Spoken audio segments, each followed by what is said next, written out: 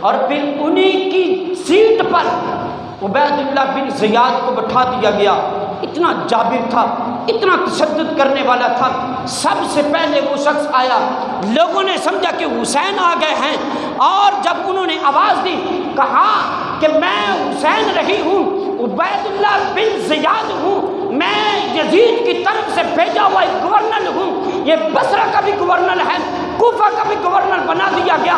میں یہاں پہ ایک بات عرض کرنا چاہتا ہوں، جو لوگ کہتے ہیں کہ یزید امیر المؤمنین ہے، دونوں شہزادوں کی جنگ تھی، یہاں پہ مجھے ایک بات کا جواب دیجیے، اگر یزید کا ہاتھ اس جنگ کے اندر لگی ہے، پھر نعمان بن بشیر سے کیا عداوت تھی ان کو؟ نعمان بن بشیر کے ساتھ کیا دشمنی تھی؟ نعمان بن بشیر کو معزول کرنے کی وجہ کیا تھی؟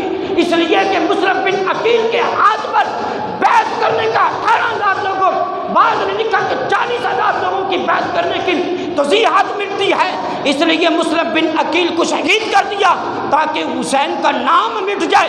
لیکن یہاں پہ کہنا چاہتا ہوں، حسین اس وقت بھی زندہ تھا، حسین آج بھی زندہ ہے، حسین قیامت تک زندہ رہے گا، حسین کا مشن زندہ رہے گا، حسین کی فکر زندہ رہے گی، حسین کا کردار زندہ رہے گا، حسین کا وقار زندہ رہے گا، حسین آج بھی زندہ ہے۔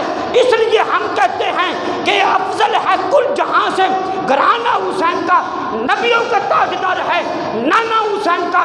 ایک پل کی تھی حکومت یزید کی، صدیاں حسین کی ہیں، زمانہ حسین کا، کل بھی دلوں پہ رائتہ زہرا کے لال کا ہے، آج بھی دلوں پہ حکومت حسین کی۔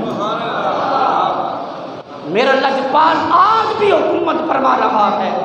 اس لیے تو کہتے ہیں کہ اس نواسے پر محمد مصطفیٰ کو ناز ہے، اس پیاسے پر علی شیر خدا کو ناز ہے۔ سجدے تو سب نے کیے ہیں لیکن تیرا نیا انداز ہے، تو نے وہ سجدہ کیا ہے جس پر خدا کو بھی ناز ہے۔ اس سے آگے انشاءاللہ العزیز